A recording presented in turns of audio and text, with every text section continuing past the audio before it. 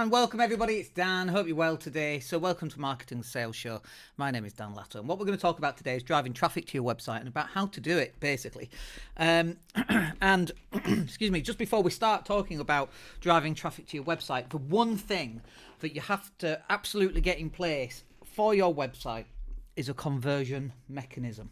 And what I mean by that is there's no point in driving a ton of website traffic if you've not got the ability to translate that traffic into an actionable thing, such as picking up the phone, filling in a form, downloading a free giveaway, a guide, a PDF, signing up for a training course, buying something. So you've got to have that mechanism in place. And if you've not got that mechanism in place, it kind of doesn't matter about how much traffic you're going to drive to your website, because you could drive 1 million people a day. If there's nothing to convert people, it's not going to work, right? There's nothing to do for the people, right? So you've got to have some form of conversion mechanism. So we're going to go through this in the assumption that you have some sort of conversion mechanism. And if you haven't got a conversion mechanism, like a lead magnet or a form to fill in, then obviously that's something you need to have a think about. So first up then, how to drive more traffic to your website is you've got to have more digital content scheduled in advance. So the content that we have going out, for example, if I just take a look at what we've got going out today. So we've got 1, 2, 3, 4, 5 pieces of content today, plus a live stream, so that's 6, and probably we're going to have a few extra additional pieces. Probably we'll have 6, 7 or 8 pieces of content going out every single day. And you might be like, my goodness me, that is a lot. Let's have a look at tomorrow. 1, 2, 3, 4, 5, 6, 7 lined up already for tomorrow, and we'll probably go live at some point tomorrow as well, so that's 8. But this is the level of marketing that you need to be operating at. We're going to talk about running paid ads, by the way, a little bit later on. But for organic content, and the reason why you want to use organic content is it's really good at building credibility and being able to demonstrate a level of expertise in your business. And so you want digital content, and it should be scheduled out in advance. It's not where you sat around trying to think of something to write. Like Sunday nights are really good. And obviously, like, for example, something like this, where we live stream for maybe 10 or 15 minutes, and then we pull out loads of different short videos that are 1 minute long. You know, off this video, for example, we might pull between 8 and 15 shorter videos, and then we're going to schedule those out as well, because not everybody can listen to the full podcast or the live stream, but they can listen to the little snippets of the important bits. And actually, we know from when we're looking at statistics that actually the views on those go way up compared to our longer live stream type content. However, our podcast content actually does get a decent amount of downloads when we upload an audio file to like iTunes and so on. So that does work, but it's all digital content. It's all scheduled out in advance. And the idea here is that you're going to talk about your subject, you're going to talk about a product, a service, you're going to talk about something that's going to put you into a position that will demonstrate your level of expertise. And for some reason, as always, my monitor decides to go into power save mode whenever I live stream. I don't know why that is. So more digital content scheduled in advance. That's going to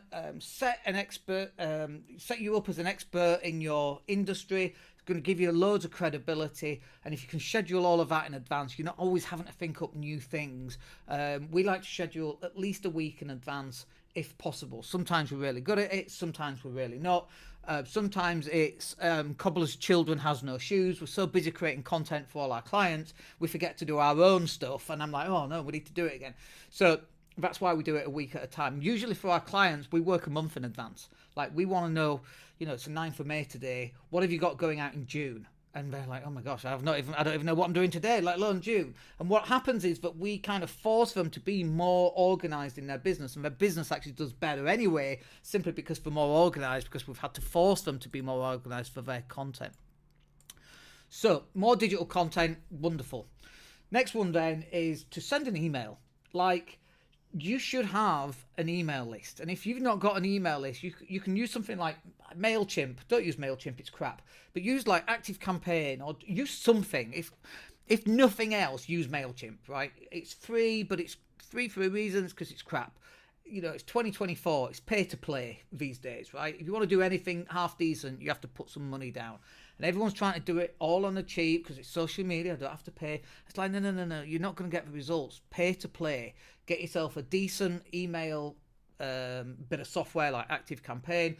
Start placing around web forms on your website so people can book strategy sessions, for example, which is what we have on ours, or you can download free guides, and we've got a number of freebies that are available on the website.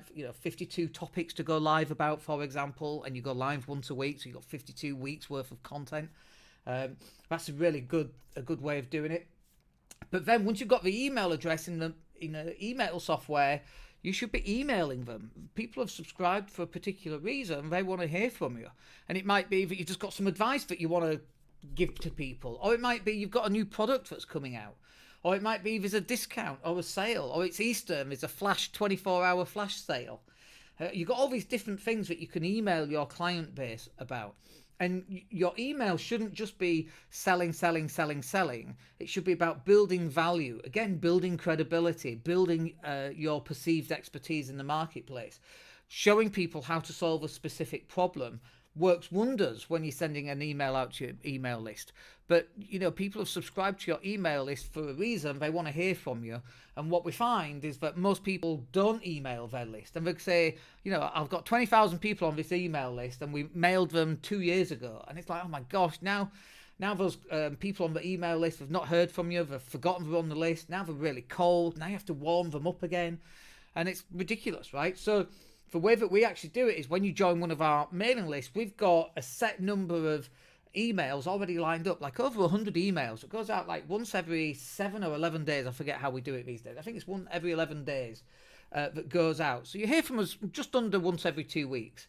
And you're going to hear from us for the next few years if you're subscribed. And that's how we actually do it. We write an email and then we might send it out to the list and then we'll put it to the bottom of the pile so that they go through all these other emails and then we get to this final one and we've got years worth of content that we're emailing out to people. It's so valuable. Email is not dead, that's for sure. Like, it's the first thing that you do on a morning, right? Other than checking your socials, you check your email. It doesn't matter which you're checking first. If it's your socials or if it's email, you're still checking both. You check your WhatsApp, you check your Instagram, you check your Facebook, you check your email. Emails are really, really relevant. And, open rates have gone down. Like, if you're getting 20% open rate, you're doing really well in 2024. 10-12% I would say is about average these days. And yeah, they have gone down. But how many people are watching your Facebook? 1%. So email is more important to some extent than your socials, because people are more likely to open an email, but it's less important because you've only got a smaller mailing list, maybe 1,000 people on your mailing list. You might have 4,000 or 5,000 friends on Facebook or whatever the limit is. You've got 12 or 14,000 connections on LinkedIn. But the quality of those people on your email list, that's what's important. And then the next one then is about optimizing your website for search engine results. And this is really SEO, search engine optimization, that we're talking about. And I know that there's been a massive hit with Google just recently. They've done another update and loads of websites have actually taken a dive. But you know what? It will come good, will that? In a few months' time, that will get better. Creating content, written content and uploading a video and having an external link and understanding on-page SEO as well as off-page SEO. That's really, really important. And it's a slow burn process that if you started 10 years ago on your website, you'd be benefiting from it. But if you haven't done that, start now, because in 6 months, you can benefit from that. In 3 months, you can benefit from that. We've taken a website, a brand new website with no traffic, and we got it back inbound links, and we got it content that's being scheduled out. And we've got them ranking on Google page 1, 2, and 3. So it's definitely doable, but it is a slow burn. But why not do it? Every email that you write, you should then take that copy, go to your website, put it on your website, work out what the keyword is supposed to be for that, and then optimize that article for that keyword, add some images, add some outbound links, add some videos, etc. All that stuff is really going to help drive more traffic back to your website. And then just finally on this then is to run some paid adverts. And you can run these adverts on Google or Facebook or Twitter or LinkedIn. We can do all of those, by the way. But usual two are Google and Facebook ads. And I was just reading something coming back from CrossFit this morning, and they don't put out any content. They create a video, which is like an advert, and then they drive that to a webinar, which is a 2-hour webinar, and then they drive traffic to the video through paid ads. So this is what it looks like. They run an advert on Facebook and Google, Facebook usually. They'll then take it to a video that says, hey, if you want to learn how to do whatever, then join my webinar. Then they join the webinar, and then in the webinar there's a buy this thing for 25 quid or £2,000 or whatever that's going to be for that particular product. And that actually works really well for them. Depends which industry you're in. Now that's also, by the way, not to say that you shouldn't be having all the content created as well, because the content is going to create credibility. Because one of the first things that people do is when they're looking at Facebook, they go straight to the page and look at the content as well. I certainly do that. And if I'm doing that, I know other people are doing that as well. And if you've got no content, or the content's like 2 years old, it looks a bit scammy, right? So you have to have this digital content that's scheduled in advance.